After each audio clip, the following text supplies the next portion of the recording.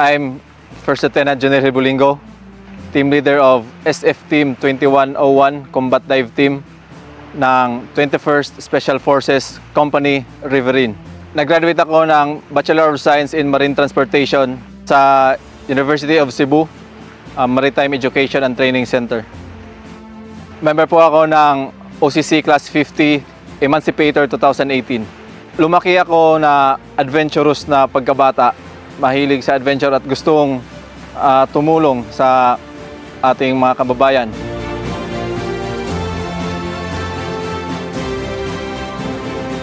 Nag-i-enjoy ako na tinutulungan natin yung ating mga kababayan at habang nagagawa ko yung mga gusto ko na walang bayad tulad ng scuba diving at ngayon airborne qualified na din po ako.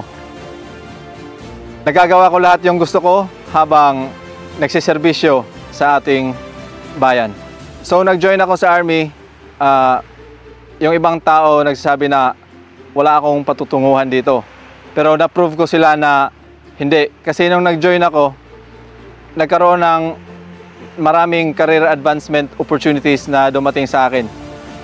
Tulad ng pinadala ako sa United States para mag-training at sa Australia.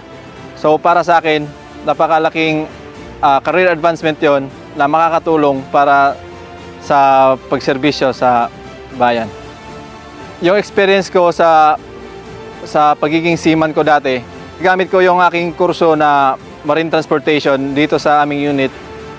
Ako yung nagtuturo sa ating enlisted personnel about sa international rules of the road sa dagat at sa iba pang aspeto ng maritime na bago sa ating mga kasundaluhan sa Philippine Army.